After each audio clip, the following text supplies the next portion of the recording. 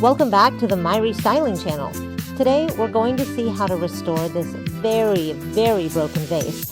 It's a fairly old vase, probably made of concrete, and it likely dates back to the early 1900s, maybe around 1930. It's extremely chipped and very damaged. Let's see how to fix it and bring it back to life. First, we make a mold of the repaired part so we can transfer it to the missing section. So we take the Rashimika silicone rubber that we sell on our website. We take a portion of component A, which, as you can see, is white in color.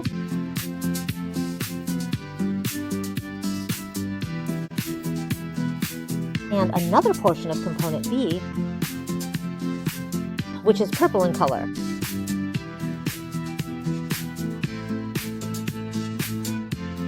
The two parts should weigh about the same. We mix them together thoroughly until we see that they reach a uniform color, which is kind of a violet.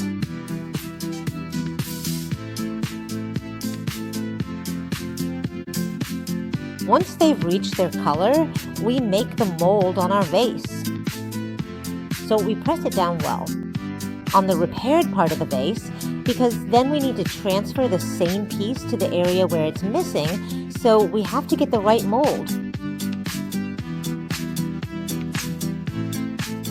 After about 30 minutes, the mold is ready, so we remove it and we're then ready to fill the hole.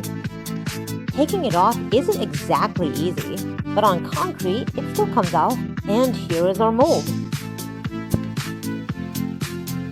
Next, we take a two-part filler. You can find these at hardware stores. There are many kinds. And here too, we mix one part of component A, let's call it that, with its tube of hardener. So we put the first part of the filler on a scale. This is important. The proportions have to be correct in this case, otherwise it won't set properly. Once you've added and measured the first part, take the tube of hardener and add the other part in proportion, according to what you see written in the instructions for your filler. You'll also notice it's a different color, so you can clearly see the difference. Then you need to mix them together.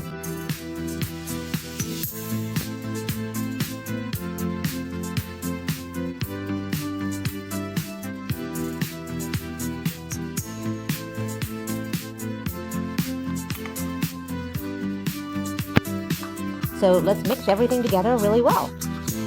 This filler doesn't give you much time to mix it, at most 4 minutes.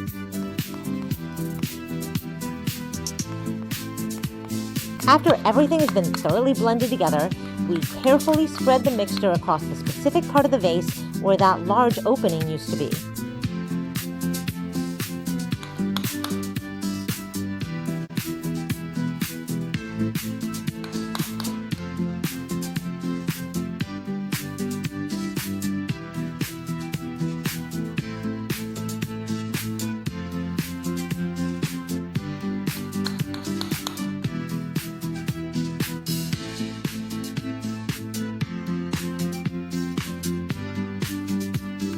After that, we place the mold we made from the intact part of the vase onto it. Let's try to do it well, making sure it sticks. And to make it stick even better, we stick some tape on it.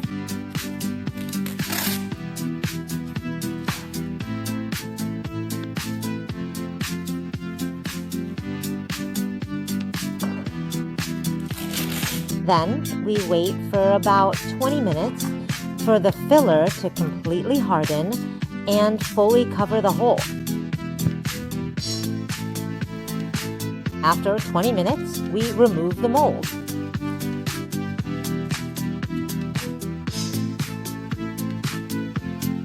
But as you can see, there are still some holes left, so it didn't cover everything completely. So we need to do a second coat. So we apply more filler.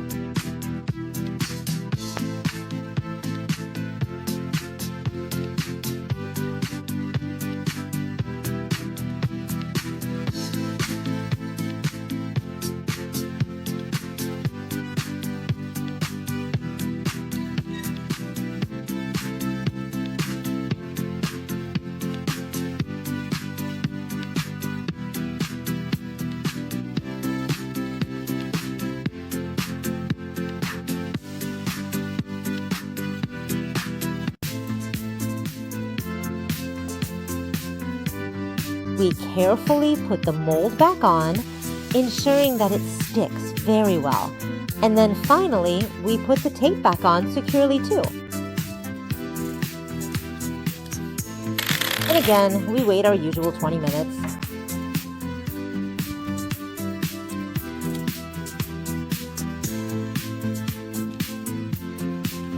We remove the mold again.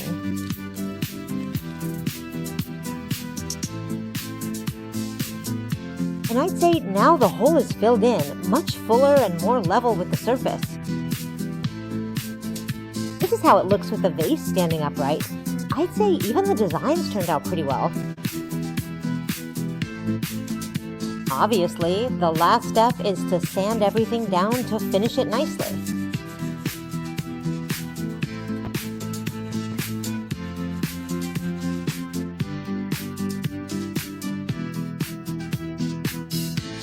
Before moving on to the actual decoration, I use this wire brush and try to brush the entire vase. Because its original color was white, but there was a reddish paint applied to it that peels off in some spots. So I tried to remove it with this brush. After that, I got rid of the residue and cleaned the surface with a damp cloth. I didn't do the usual degreasing before painting because this is an extremely porous surface, so it didn't need degreasing. A damp cloth was enough to get rid of the dust. Then I started painting with our sunflower, which is this new color from the My Restyling clay paint line. It's a very intense yellow, and I'd say it's perfect for spring and summer. It's a yellow that really stands out. I dabbed it on because, as I mentioned, I needed to fill in any little holes in this porous surface. You can see how well it covers. I applied 2 coats, but it already has excellent coverage. You'll also notice that when I apply it, even over the patched areas, you can barely tell the difference anymore. That's exactly because this yellow is very opaque. You see, in the end, once it's all painted yellow, you can't even tell it was patched anymore.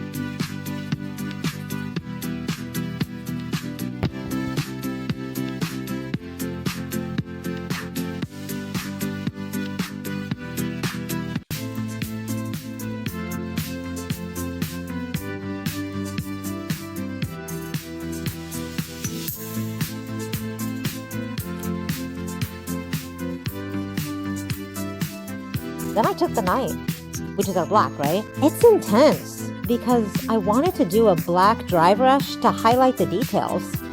So I made sure to wipe off the brush really well because, dry brushing means using a barely loaded brush, and you do it with just a tiny bit of paint on the bristles. Then I started doing my dry brush.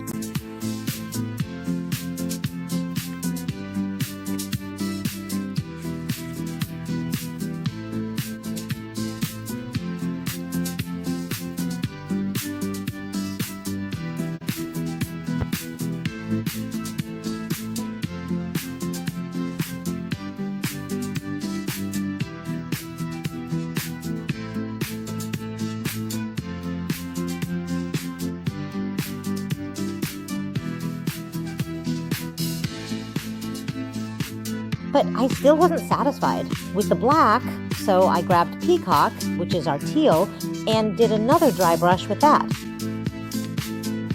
It seemed to me that Peacock looked better, color-wise, with the yellow.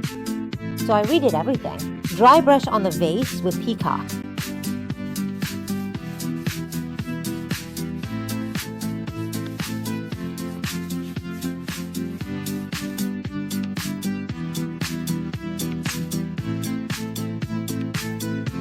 Finally, as a final protective layer, I wanted to try out this new product called Color Resin, which is supposed to be a completely waterproof acrylic polyurethane resin. In fact, it's usually used to waterproof terraces, since the vase has to stay outside and if water gets on it, it needs to be waterproof. I wanted to see how it would work with our clay paints. So I started applying it. As you can see, it's white at first, but then of course it turns transparent. The only thing is that it stays a bit shiny, so if you like that look, it's fine. And here's the finished vase, ready for summer with some vibrant colors. If you like this project, you can find all the products on the website myrestyling.com or at our store in San Giorgio Brigarello in the province of Mantua at Piazza Giotto Sor. We look forward to seeing you. Bye!